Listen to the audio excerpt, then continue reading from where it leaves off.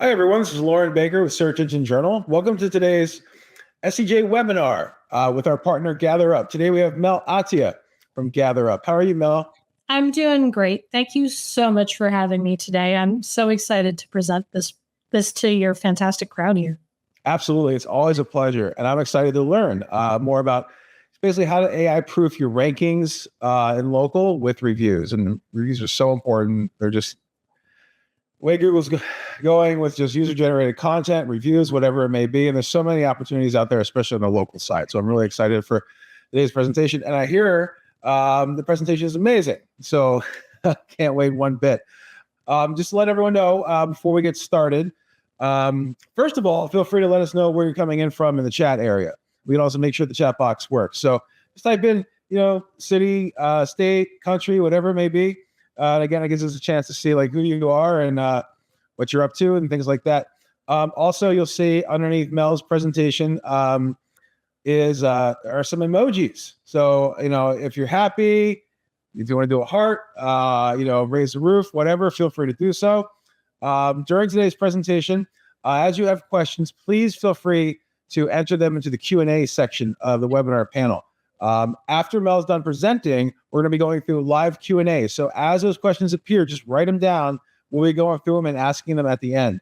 There will be no surveys today, no handouts, but Mel will have a call to action for everybody to be able to schedule a demo at the end of the presentation. And also, most frequently asked question is, will the slides be made available? Will the presentation made available? Yes, the video from today's presentation, from today's webinar, will be sent out to all registrants and attendees. Then also, we will be sending out a slide share, but if you want to get your slides quicker, Mel, they can email you directly. Absolutely. They can email me at mel@gatherup.com, and I'd be happy to send them the slides. Amazing. And on that note, I'm going to turn off my camera and hand things off to you. I'll be back during the Q&A. I appreciate it. So thank you, Lauren. And thanks, everybody, for making time in your busy day. I mean, it's the middle of June. We just had F1 weekend here in Montreal. I'm out of Montreal, Canada. This presentation is really meaty. There are a lot of slides. I have a lot of stuff to go through. So bear with me. I'm going to do my best to try and give you time at the end for Q&A. But if for whatever reason I don't have time, you have my email address. So I have it here. It's mel@gatherup.com. I'm always happy to answer your questions, but I will take the time to answer you thoughtfully by email after the fact if I can't answer you today. So a little bit about me. I've been in digital marketing since 1997, back when websites loaded slower than your mom's lasagna reheated in a toaster oven. I have lived through the rise and fall of search engines you've probably never heard of. I saw Google take over the world, and I've seen the web morph into a directory of links into an AI-driven answer machine. So what keeps me hooked is how fast things shift and how much faster that change keeps getting. It's really chaotic, I know, but it's also full of opportunity, especially when you've got the right perspective. That's what I'm here to share today with you. I want to show you a little bit of battle-tested experience, a couple hard-earned lessons, and a clear path forward to keeping your clients visible, no matter how much the algorithm wants to play gatekeeper. So are you ready? Let's dive in.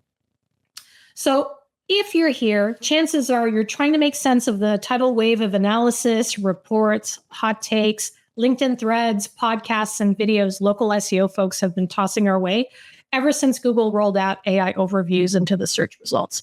And I know it's a lot, like a lot. So between the SERP experiments and the way AI is reshaping how people search and interact with businesses, it's totally fair if you felt overwhelmed, even a little bit cynical about what's signal and what is noise. So today, I want to walk you through a kind of meta-analysis from everything we've seen so far. So I worked with Miriam Ellis in putting together this research. And what we've done is we're spotlighting the work of some of the sharpest minds in local SEO, including our team here at GatherUp, the crew at Sterling Sky, our friends at Near Media, our friends at White Spark, Digital Esquire, and probably other folks you're aware of and know. We're going to break it down, not just what's happening, but why it matters, what it tells us about consumer behavior, and what agencies and local businesses should be thinking about next. But before we go there, I want you to hold one idea in your back pocket as we walk through this whole presentation. Reputation is your moat. What is a moat? It's that trench that's dug around a castle where there's usually water and sometimes crocodiles or shark lasers, whatever your thing is. But basically, think of online reputation as your defensive moat. So by the end of this presentation, I think you're going to see exactly what I mean by this. So it's not just about star ratings or review volume. It's about defensibility in a search landscape that's constantly shifting under our feet. So let's go. Here's what we're going to cover during our journey. So we're going to start with some GatherUp research. And if you've attended some of the past webinars we've done with SEJ, I'm sure you're going to be familiar with some of these stats. We're going to go over the state of review signals. We're going to talk about AI search. We're going to talk about AIO ranking factors that we know of now, and of course, could well change as this is in flux. And that alongside local packs and how agencies can then operationalize this into their local marketing offering. So let's talk about why reviews took root in the search experience to begin with. So they work because they're really fast. It's this tidy little shortcut for trust. At a glance, you can tell whether a business is doing a great job or not just by scanning the stars in the local pack. It's instant social proof right there next to the business name, address, and the hours. But the real power of reviews, it really kicks in when people start reading. That's when they're getting the vibe, the tone, and the story, whether these guys are amazing or like absolutely avoid at all costs. Because reviews are stacked side by side against competitors. It's not just what people are saying about you, it's about how you measure up to the shop next door. So one thing that I want you to think about is like reputation does not live in an island. Reputation is always anchored to those around you, your competitors. Your 4.3 might be great within your current local pack, but it might be horrible if your closest competitor is at a 4.7. So reputation does not live in an island. And think of reviews as basically word of mouth for the digital age. And they're way more influential than business owners think. So last November, we surveyed 1,200 consumers, and to no one's surprise here, 99% of them said that they read reviews before choosing a new to them local business. So think about that. It's basically everyone. I mean, that 1% that said that they didn't, truthfully, I think that maybe they were just being cynical in the survey process. Reviews have become the most universal behavior in our digital lives, like checking the weather app or Googling how to poach an egg.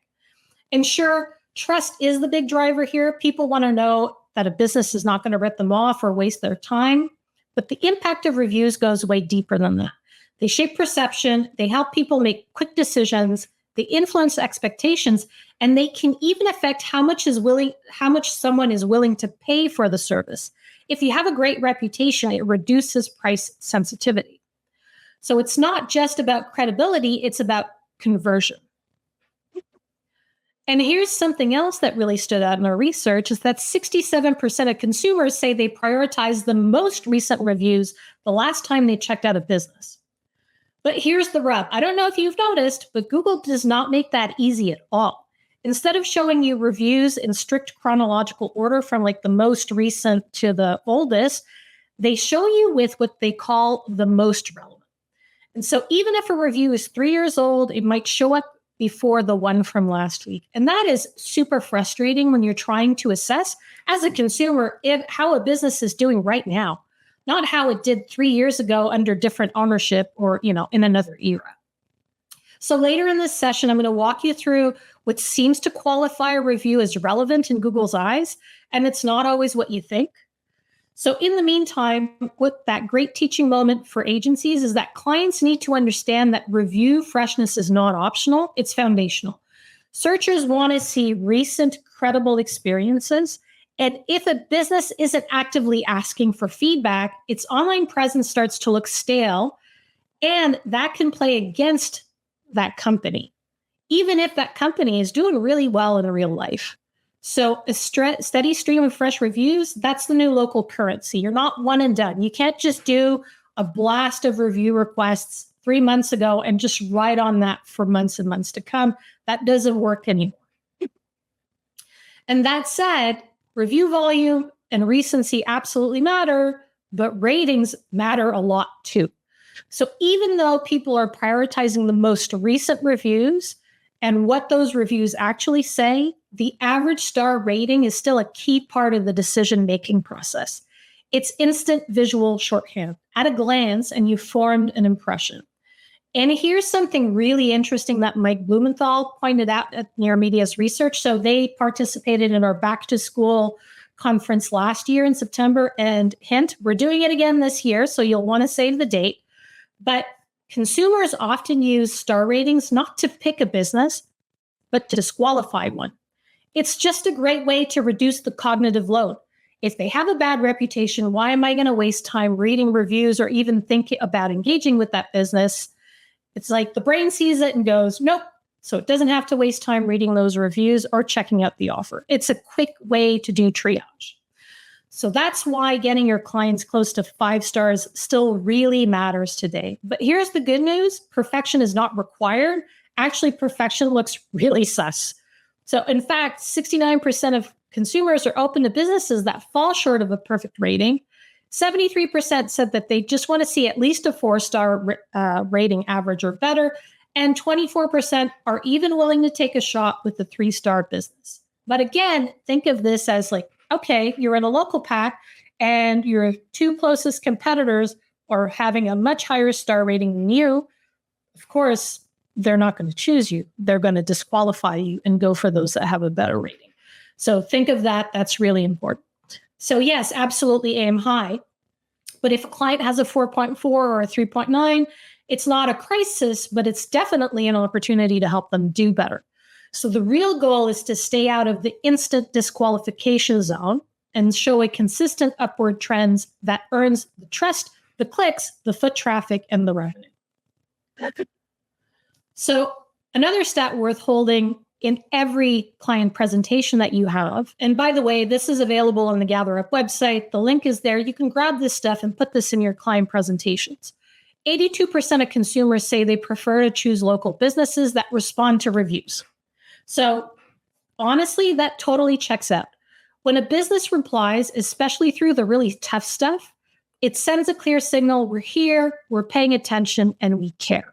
So for the consumer, that actually equals accessibility. It tells them if something goes sideways, someone's going to have my back. And here's the kicker. We have an even bigger stat coming up next slide that takes this idea even further. 92% of consumers now see responding to reviews as part of basic customer service. It ain't above and beyond. It's not bonus points. It's baseline. This is the moment to reframe things with your clients. Replying to reviews isn't about optics. It's about meeting expectations. So if a business wants a quick, low-lift win for their reputation and even a bump in transactions, getting them into the habit of responding to reviews is one of the easiest ways to do it. And of course, like just answering, thank you so much for your feedback, that's not going to cut it, right? People read through it. They want, if they've taken the time to leave a thoughtful, positive or negative response, take the time to respond with the same kind of length and thoughtfulness than they have. And don't just copy paste. Of course, that doesn't work. There are ways to scale, though, using AI. GatherUp does this, but you still need to retain your client's brand voice, and you need to be authentic. People kind of have a nose to detect what's AI generated these days. So this is a revenue opportunity if you're operating an agency. You can offer this as a service on behalf of your clients.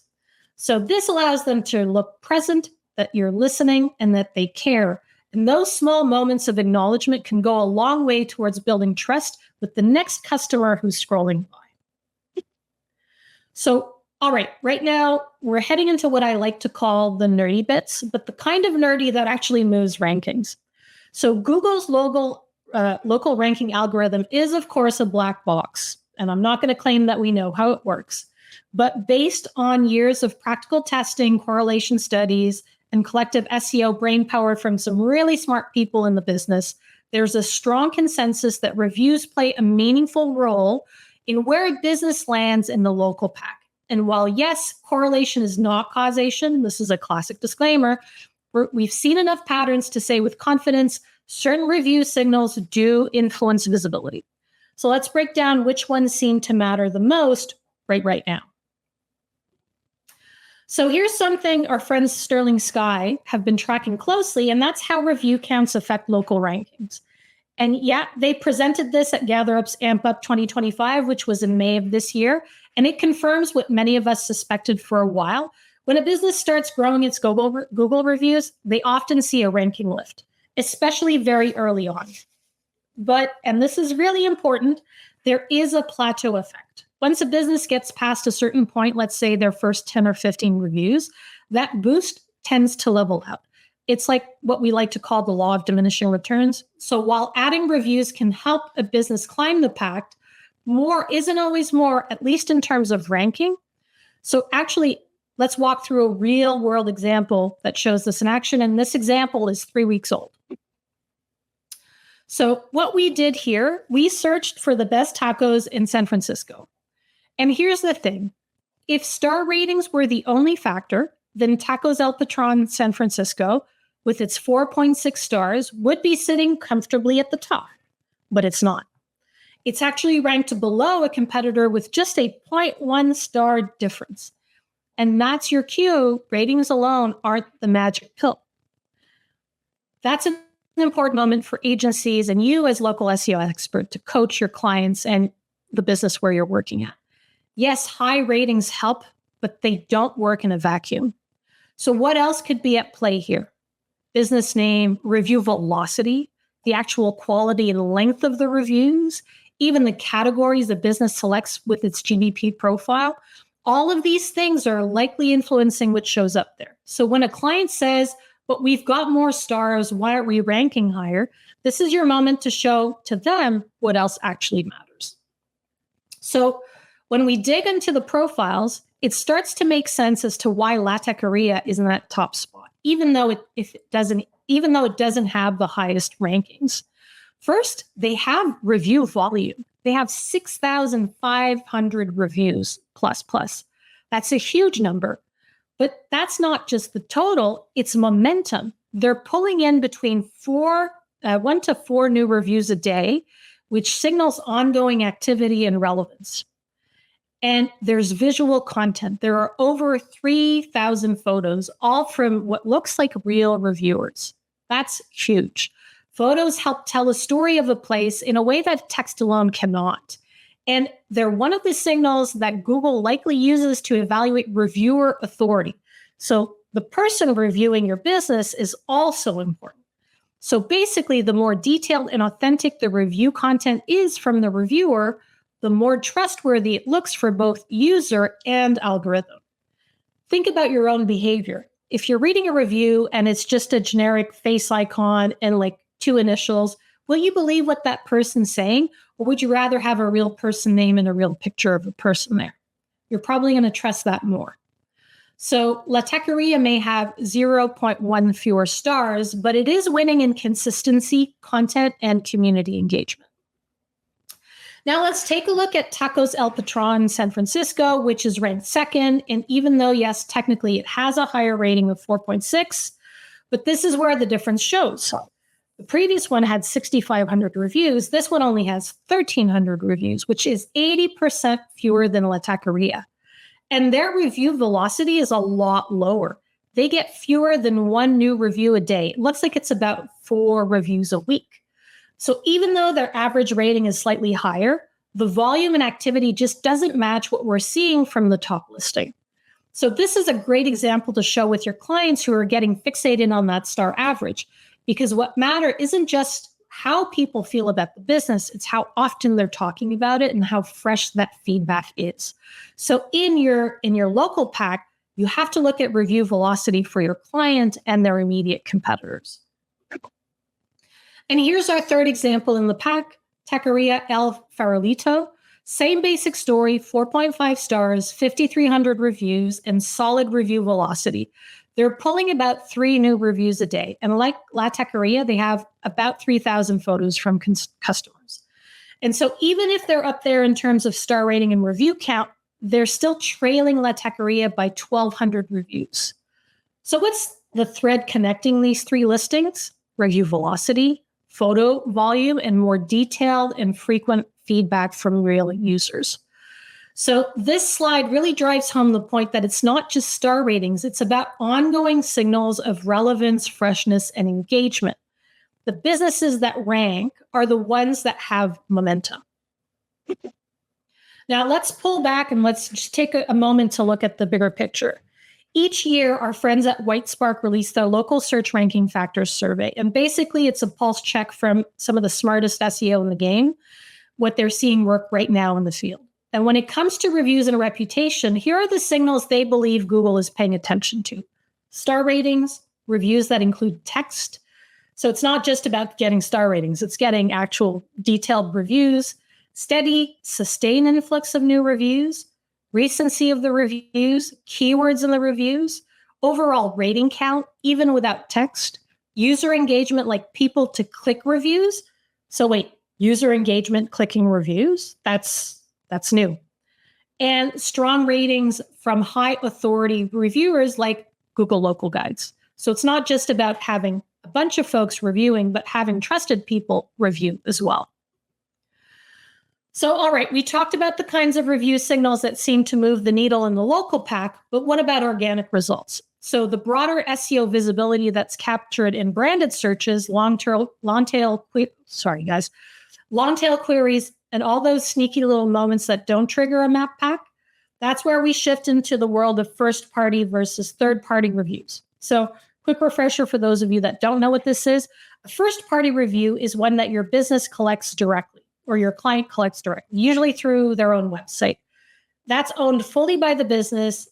You control how they're displayed. You can structure them in ways that feed Google's understanding of your website through schema. Third-party reviews, they live on platforms like Google, Yelp, Facebook, TripAdvisor. They're public, they're neutral, and they tend to carry more perceived credibility in both consumer and algorithms. Now, I know that this is feeling like a lot of details, but I promise this all ties into how AI overviews work. I just need you to hang in there with me. So remember that moat we talked about earlier? This is how you build it. Getting the right mix of first and third-party reviews and understanding how each signals to the search engines is how you start protecting your client's brand visibility in a much more complex AI search environment. So let's dive in and break that down a little bit further. So let's bring in some data from the real world. So GatherUp, we're always doing research. We always want to bring to the fore the latest and greatest. And we recently analyzed review trends across 15,000 client locations in 2024. And we wanted to look at how first and third-party reviews were showing up across different industries. And a couple of things really stood out. If we look at the insurance segment, third-party reviews jumped from 11 reviews in 2023 on average to 32 in 2024. That's almost three times as much. So why does this matter? Because insurance is one of those high trust, high research categories. People just don't pick up the first listing that they see, they compare, they dig. They want to read those detailed third-party reviews before deciding who they go with. Now, let's compare this to restaurants, which is decision making is often like quick, right? I'm hungry, I want to go somewhere, I want to plan a date or something. So third-party reviews in this category jumped from 63 for a year. So third-party, it's like published across sites like Google, to 137, and that's more than doubled. And that's the kind of spike that tells us that consumers aren't just scanning menus anymore. They're looking for fresh, trusted feedback from other diners. And they're making choices in the moment based on that. So the takeaway is your review strategy has got to flex by vertical. For agencies that are specialized in a specific vertical, they have an advantage there because they know how their own clients are doing against each other, and they have that knowledge, and they can come in with recommendations that are hyper tailored to that vertical. But if you have an agency that has clients across multiple verticals, I recommend that you kind of group your clients by type and see if there are commonalities across them. So just know this, in the high trust industries, detailed third-party content builds credibility. In high volume, fast turn categories like restaurant or retail, it's really all about recency and flow. And all of this connects back to AI overviews because the type, the tone, and the freshness of reviews your clients are earning across multiple platforms, and that's the keyword, multiple platforms, is exactly the kind of content Google AI system scanning to summarize brand reputations. So this data is just the tip of the iceberg. We've got the full report with vertical specific insights that agencies can use to shape smarter and more tailored strategies for every client if you go on the website at the address that's shown here. All right, so let's talk about EEAT, but we brought it back with a twist. And sorry, I'm a Gen Xer, I'm really old, and probably this is not super appropriate, but I wanted to give this a shot. So you've probably heard that that Google wants content with experience, expertise, authoritativeness, and trustworthiness. But when it comes to reviews, it's not your brand that needs to check those boxes. It's your customers. So we reframed it as she ate. So she is the reviewer, your customer, aka your best content creator. A for authoritativeness and authenticity. She's a real human, not a marketing script. T for trustworthiness. Her constant praise or honest critique builds real signals. And E for experience. She actually interacted with your business and shared what happened. So she ate is she had an experience, told the truth about it, and helped build trust for your brand. And third-party reviews, they are gold for this, especially for multi-location brands. Every branch or service area page should be showcasing its own keyword-rich third-party reviews. Why? Because this content hits multiple EEAT signals that Google trains its quality raters to look for. It's firsthand, it's trustworthy, and it adds social proof to your site in a way that no brochure copy ever could. And here's the really exciting part, and it's one a lot of businesses actually miss. You can mark up this content with schema. Remember I talked about first-party reviews? You own them or your client owns them. These reviews can be marked up with schema. Schema helps Google understand what the content is. And while we're still learning about how that impacts AI overviews specifically, there are early signs that it's becoming a real competitive advantage in this environment. So I'll come back to that in a second, but the takeaway here is your customer's word might be your strongest ranking asset. So your customer's words might be your strongest ranking asset. And you can structure them in a way that search engines and humans will understand. Before we shift fully into AI, I want to zoom back into something from Whitespark's local search ranking factors list, specifically number 7, which is the quantity of GBP engagement signals, like people reading reviews. So this is where it gets really interesting. Remember that massive Google leak that shook the SEO world last year? One of the biggest revelations was that click-through rates actually does influence how local and organic rankings show up. This was huge. For years, Google reps have flat out denied it, there's even a clip of John Mueller on record saying that CTRs don't matter for rank, but the internal documentation tells a very different story. And when you connect the dots together, reviews are actually one of the most clicks element in a local listing. People just don't glance at the stars. Remember, they want to see the most recent review, and they're being served the most relevant, right? So they dig into the text, they scan for the keywords, they look for tone, they look for recency. So if reviews drive more clicks and clicks help rankings, then reviews have become a double value asset. They build trust and they fuel visibility because people interact with them. So this is where agencies can go a lot deeper. Motivated teams should run their own micro studies. Look at your client's industry. So they're boosting review recency, velocity, or keywords actually moves the needle in the local pack, because what works in legal might not apply to home services or restaurants. And those insights, that's how you create not just a good reputation strategy, but a really defensible one. Which, yes, brings us into the AI overviews. So let's take a look at how this shows up in AI overviews, Google's latest way of answering user questions directly in search. So what's interesting is that AIO tends to focus on general experience-based questions like, how much does X cost and why location? Or is service worth it? But here's the catch. AI cannot have an opinion. It cannot know what it doesn't know. So what does it do? it looks for content that sounds authoritative, which usually means content written by real people based on real experiences. And that's why we're seeing AIO cite sources like Reddit, TripAdvisor, Yelp, and many other third-party platforms. In this example, Reddit gets quoted directly. Google's AI is scanning the web for what it perceives as being firsthand, unfiltered, experience-rich content. And that's where your client's review presence across third-party platforms becomes crucial. So the bigger picture here is if your brand is not a part of these trusted content ecosystem, aka if you're over-indexing on getting Google reviews and not investing in other platforms, AIO might actually skip over it altogether. So let's talk about what's shifting. For years, SEOs have focused on reviews as powerful ranking signals in the local pack, and for good reason. We've seen time and time again that things like velocity, recency, and keyword-rich feedback correlates with visibility. But now we're entering a different arena. With AI overviews and search generative experience, reputation isn't just about ranking anymore, it's about representation. It's about what's getting surfaced and how it's being framed and which brands are getting name dropped as trusted sources.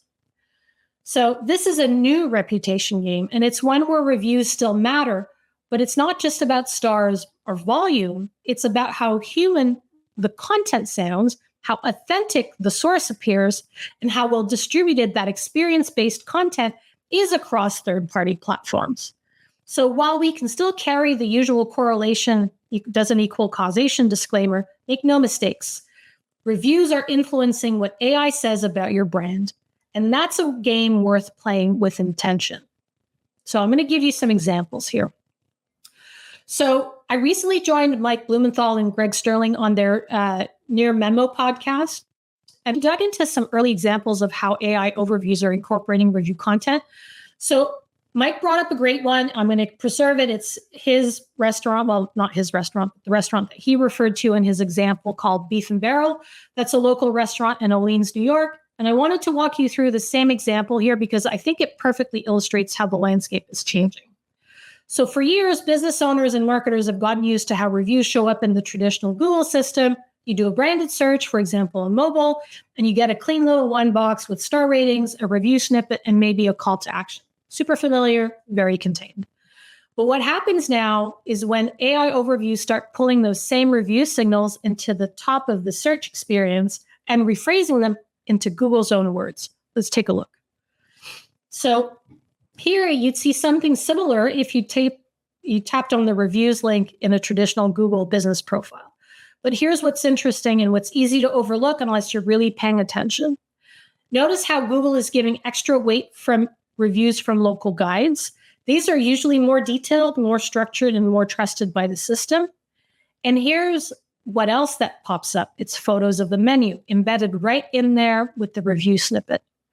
So even before AIO came into play, we were already seeing some Google Elevate content that felt authentic, rich in detail, and experience-driven. Now imagine how those signals get amplified when AI starts summarizing these reviews in its own voice. This is where reviewer authority, structured content, and even media like photos really start becoming a visibility advantage.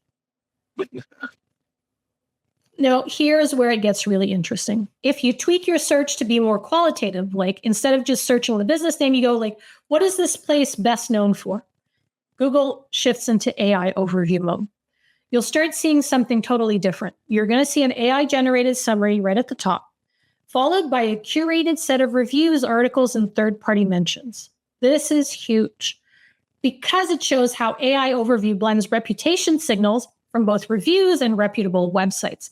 That means PR, so really old school, often overlooked public relations, has become part of the new reputation stack. And here's why. AI cannot know anything on its own. We started the presentation with this thesis. AI doesn't know anything. It doesn't have opinions. So it leans heavily on trusted third-party content, review platforms, news articles, community forums to figure out what's true enough to summarize. So if your client isn't earning reviews and being mentioned on reputable sites, they are not in the conversation. Again, this is the danger of over-indexing on only getting Google reviews. So let's ground all of this into the latest data. So again, our friends at Whitesparks said that AI overviews now are showing up in more than 2/3 of local business type queries. That's not a fluke. That's not experimental. It seems to be the new default. And there's really no reason to think that that trend is slowing down. And here's a stat that I really want you to keep into your back pocket. 60% of citations in AI overviews are coming from third-party publishers, not Google themselves. And most of these review platforms are forum-style sites like Reddit or review platforms like TripAdvisor. So that means Reddit, Yelp, TripAdvisor, or your niche industry sites, if you work with vertical specific clients, anywhere customers are talking about the business in their own words. So what does that tell us? That it's no longer enough to focus on Google reviews alone. Like, please, Google is great. It's still, a huge place in driving business, but you cannot just focus on Google reviews. If your client's reputation lives in a silo, it might not live in the AI layer at all. So visibility now depends on distribution, diversity, and review authority across platforms. Okay, so let's talk about how that works, because AIO has its own set of signals, and yes, they're a little bit different from traditional local packs. So here's where the landscape really shifts again. We've always known that reviews play a role in local pack rankings. That's been clear through years of SEO experimentation, even if Google never outright confirmed it. But what we're seeing now is something bigger. AI overviews aren't just influenced by reviews, they're often built on them. Whitesparks' latest research shows that AI overviews now appear in more than 2/3 of local business type searches, and 60% of those citations come from third-party websites. That's not subtle. That's AI's learning that is leaning heavily on authentic distributed human content that decides how business gets summarized and whether they get mentioned at all. So if the local pack was your storefront, AIO is the new billboard, and reviews across multiple platforms is what is getting featured on those billboards. So let's talk about AIO and how it actually decides who gets surfaced. So right now, the SEO industry is working overtime and trying to figure out what exactly. And according to SEO.com, Google uses more than 15 core ranking systems across traditional search and search generative experience. And while the full formula is still under wraps, there's a few signals that seem to be rising to the top. So helpful original content written by people for people. Google does not penalize AI-generated content per se, but it does require it to be original, useful, and clearly not just regurgitated fluff. PageRank still seems to matter. Authority and link equity still play a role in whether your content is trusted enough to get cited in an overview. Reviews are a key factor. They both act as a form of proof of experience and as a trust indicator, boosting your odds of being quoted or summarized. And spam detection is also in full effect. So Google AI works hard to filter out low quality content. So keyword stuffing or shallow SEO content isn't going to make the cut. So one important caveat here is when it comes to reviews in AI, and this is your one legal risk radar. So even though Google may allow AI generated content in some contexts, the FTC does not allow AI to be used to write reviews, not even if the reviewer is using AI as a writing assistant. That's considered deceptive, and yes, it applies to businesses and agencies. And while we're all experimenting with generative tools, make sure your review strategy stays human and compliant. The last thing you want is a ranking boost that turns into a regulatory headache. And just between us, one fine from the FTC for a fake review or considered fake because it's AI generated, even if it's authentic, is $51,000 just for one. So think about that. It's really not worth the risks. So amid all the noise and the hype around AI, we've been paying close attention to someone whose voice still cuts through SEO, Rand Fishkin. And so in a recent viral LinkedIn post, Rand called out the emptiness of the usual advice, stuff like just great content, when people ask how to win visibility in AI overviews. His take is that that's not enough and it's not specific enough. Instead, he argues that one of the clearest paths to inclusion is to get your brand mentioned in close proximity to the search terms you care about consistently and across multiple sources. Proximity isn't just a local pack signal anymore, it's a content strategy. So as a digital agency, you hold the marketing strategy around this, and you could play this to your advantage. Your local marketing package should include some local marketing content in addition to your SEO work. So it's not just about what kind of content you create, it's about where the brand appears and how often it's associated with those high intent keywords. There's a link to the full video here in the slide, and you're going to get the copy of this.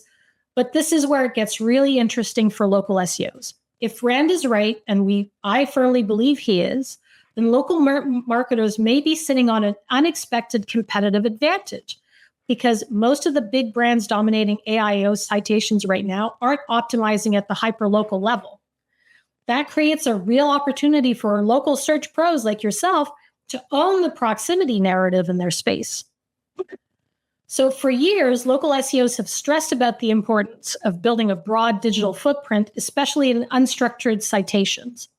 So we're talking about mentions of a business on blogs, directories, news articles, review sites, anywhere relevant, even if there's no formal schema or structured data. Traditionally, these helped with brand discovery, recognition, and domain authority, especially if it came with a backlink. And yes, those are still all great things. But in the AI era, there's something shifting.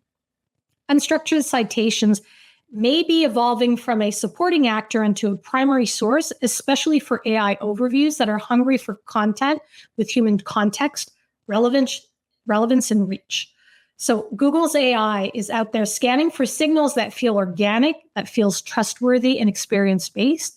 And these kinds of citations may be exactly what pushes a business into that AI-generated answer box. So this old school tactic is suddenly looking very future forward, and considered unstructured citations as the whispers to Google's AI that's learning to listen from it and tries to surface the best answers. So one of the best things about unstructured citations is they're often built on real relationships. You can't just submit a form or drop a link. You have to talk to someone. You have to make the case, and that opens up a real opportunity for influence. So let's say your client is sponsoring something major, like the Albuquerque International Balloon Fiesta, or something small and local, like a Town's Founder Day marathon. They're putting real dollars and effort into that event. So why settle for just a logo and a generic link? Instead, take that opportunity to ask for a meaningful citation, a small paragraph, a contextual mention, maybe even a few strategic keywords, phrases that you want to win visibility for in AI overviews. Because here's the thing, when the relationship is personal and when your client is adding value, it's entirely reasonable to ask for better visibility in return. And that kind of high trust, high context mention in a third-party website, that's exactly the kind of content Google's AI may latch onto. So don't overlook the power of a well-written sponsored blurb. It's not just goodwill, it's a visibility asset in disguise. And the same idea applies to way more than just sponsorships. Every time your client is interviewed by a local blogger, featured on a neighborhood podcast, contributes to a community newsletter, or even shows up in a YouTube video by a regional food critic, that's not just nice exposure, that's hyper-local PR. And hyper-local PR is a goldmine for unstructured citations. Those mentions on smaller, trusted third-party platforms tend to include rich context. They often name the brand right next to the specific topic, and that proximity to high-intent keywords, that's exactly the kind of signal AI overviews seem to value. So here's the best part. Most agencies already know how to do this. You've been helping your clients build visibility through local partnerships, content contributions, and digital PR for years. Now you can make those same efforts go further. Just tighten the ask. Request a brand mention with a few strategic phrases. Guide the narrative. Start treating hyper-local PR not just as awareness building, but also as a part of your ranking strategy. Because the lines between SEO, content, and PR in the AIO era, they're getting really blurry by the day. So now let's come back to where many local SEO journeys begin, the local pack. Google's algorithm is still proprietary, no surprise, but thanks to years of real-world testing, we've got a pretty clear picture of what is moving the needle. And yes, as we said before, reviews can consistently rank amongst the most influential signals. And we'll always caveat with this, correlation isn't causation. But when you see patterns repeated across thousands of businesses, you can start to connect the dots. So while the AI layer is changing the search landscape, the local pack is still driven by many of the same fundamentals, especially when it comes to review quantity, recency, velocity, and keyword relevance. In this section, we're all about how reviews impact local pack rankings specifically and where your clients can take meaningful action. So again, from WhiteSpark, working with Miriam Ellis, they just released the study that I mentioned previously. And honestly, like the results are a bit of a wake-up call. I don't need to repeat this, but AIO reviews are showing up in about 68% of local business type queries. But by contrast, in the local pack, it's only 39%. So that means your client customers are now more likely to encounter an AI-generated summary before they ever see a local pack. And there's more. WhiteSpark found a clear inverse relationship. The more prevalent the local pack is, the less likely you'll see an AIO. It's like Google is choosing which one to prioritize based on the type of query. So for traditional find a provider search, like primary care clinic, Phoenix, you'll usually see a local pack as of right now. But for informational or hybrid queries, like how long does an eye exam take in Phoenix, AIO is going to take over. So, and here's the kicker. This pattern is holding across markets. So if Google shows AIO for a query in one city, it tends to show it for the same query everywhere else. It seems to be industry-driven, not location-specific. So what does that mean for your strategy? It means that local brands need to play both sides of the field. They can't just optimize for local packs anymore. They need to be AIO aware, crafting content, getting reviews, building citations that earn them a spot in that layer too. So when your client asks, how do we stay visible in this AI era? Here's your answer. It starts with something deceptively simple, reviews. Proactive review generation is key. To earn a place in AI overviews, or even in the traditional local pack, you need consistent and constant review activity. Not just volume, but freshness, detail, and authenticity. To achieve that, timing matters. Our research shows that folks want to be asked within 24 hours of service. Use multiple touch points. Use in-person requests. So train your client to train their staff to ask for a review after a service has been delivered or to watch out for a review request coming in. You can train frontline staff to do this and even put physical signage in the point of service. And then follow up multi-channel, email and SMS requests, and keep that cadence consistent. Also, first-party reviews plus schema equals AI fuel. Encourage your clients to collect reviews directly on their websites and structure them with schema markup. These reviews may not show up in Google's native local interface, but they're still extremely valuable for AIO inclusion. And this is the kind of original helpful content Google is looking to cite. Think of unstructured citations as ranking assets. Those old school tactics, like getting quoted in a community newsletter, showing up in a podcast, or being listed as a sponsor, now has real SEO value. Working with clients to ask third-party publishers to include a short description, the brand name, and a few targeted keyword phrases can go a long way. Or build this as a part of your local marketing package. Put that in there. I mean, it is now an important or key signal in local SEO. You should have the local PR package to be a part of your service. And what's nice is you can charge more for that. So that proximity between brand and topic really helps establish the semantic relationship AI overviews seem to rely on. And make sure that you optimize for both the local pack and the AIO. This dual focus is Google Business Profile Optimization still wins traditional near me local pack queries, but for informational or hybrid queries, AIO pulls from reviews, articles, and helpful content. And that's where reputation intersects with content strategy. And this is where most businesses are still not looking. Now, let's talk about something that often gets overlooked in review strategy. And I talked about it, and I really want to make sure that this is one of your take-home points, is diversify.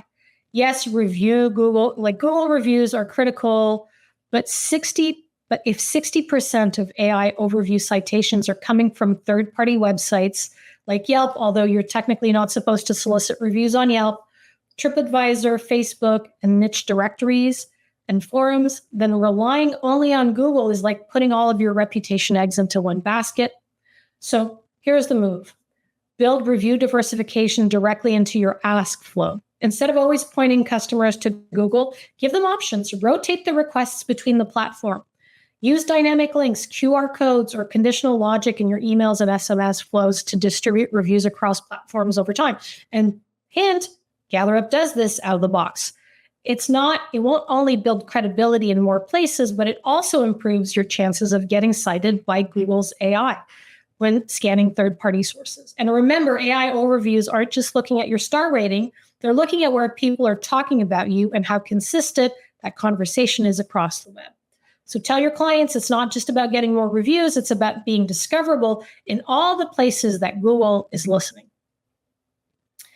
And I want to talk briefly about something that can quietly undermine all of the hard work you and your clients are doing. Fake positive reviews. We've already covered how review velocity plays a role in a local pack ranking and increasingly in AI overview inclusion. And unfortunately, that's led some businesses to try and game the system by buying fake reviews, using bots, or encouraging inauthentic feedback to just juice their numbers fast. If no one flags it, Google's algorithm may actually reward it, at least in the short term.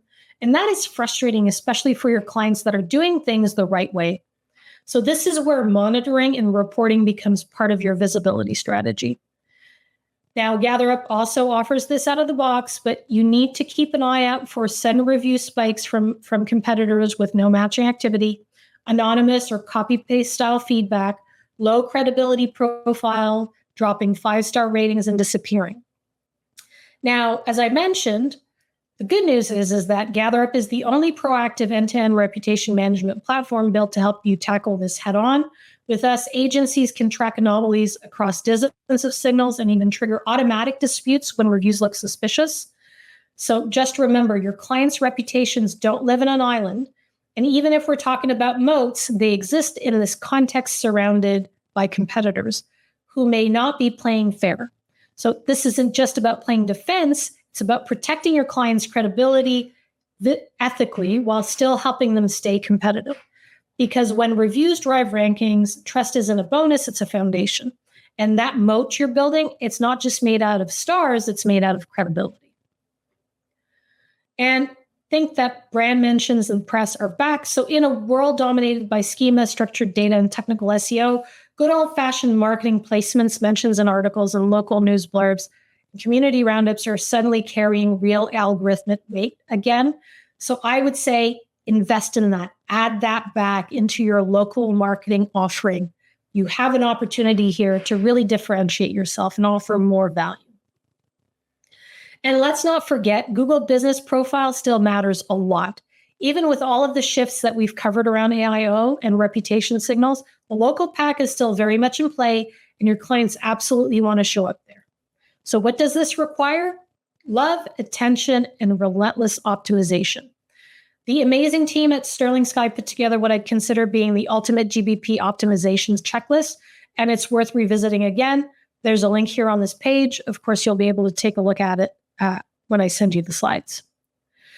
All right, so let's take a breath and pull this on all together. This is your new playbook to adapt to Google's shift towards AI overviews.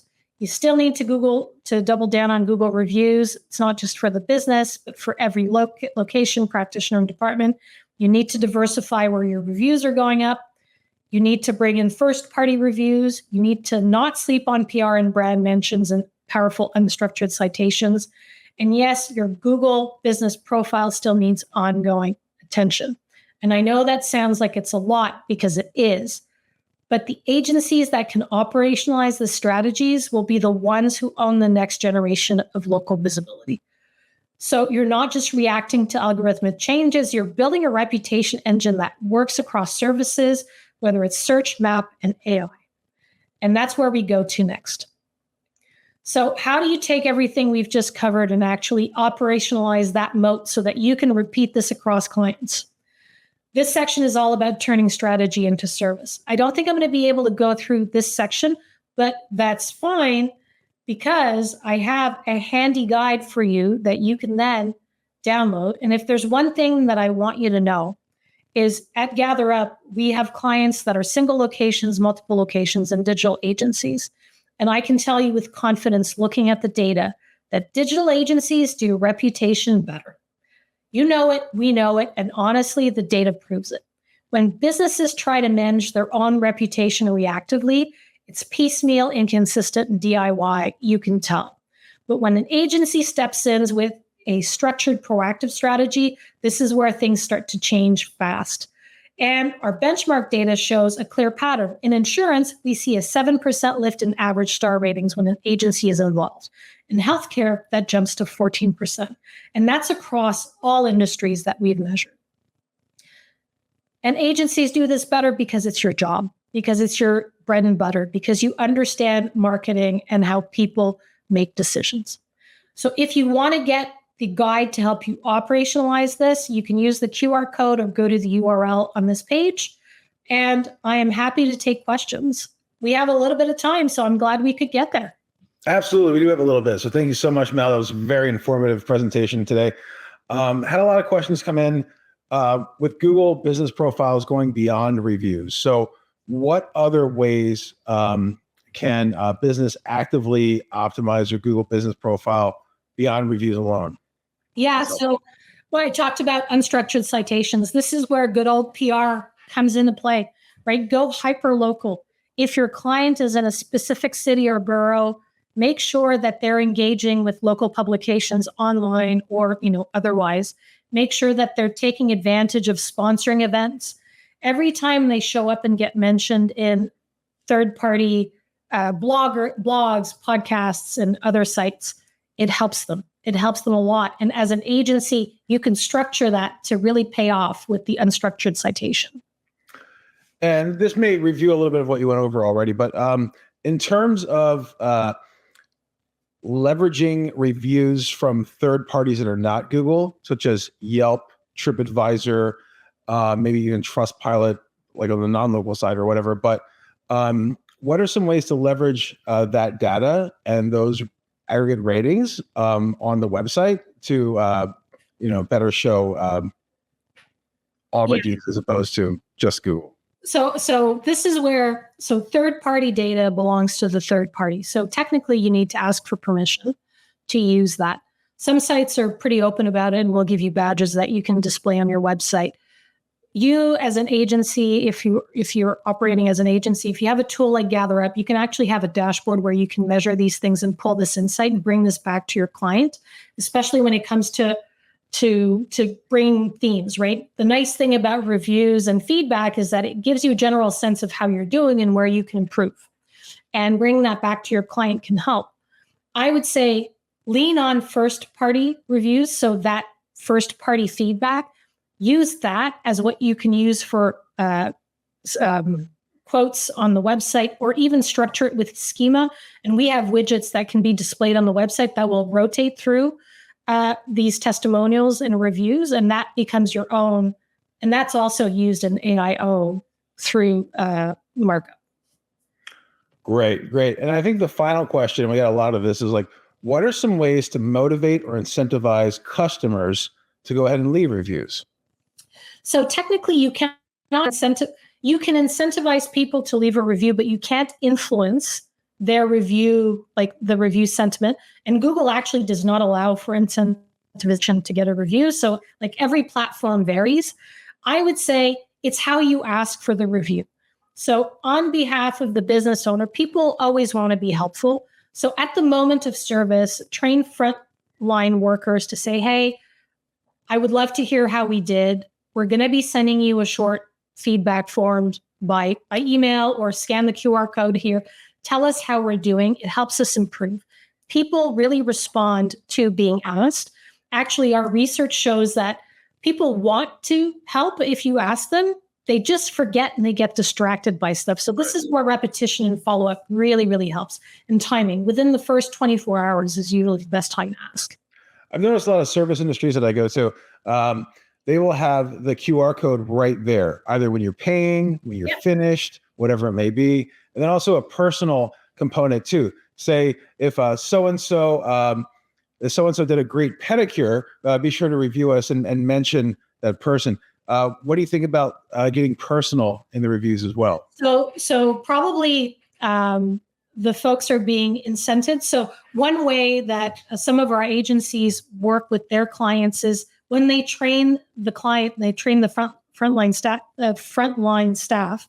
They make a game of it, and they actually incentivize the employees that are able to get the most reviews. And so in the way they ask, and they'll ask like, "Hey, say that Shane worked with you. Make sure that you write my name."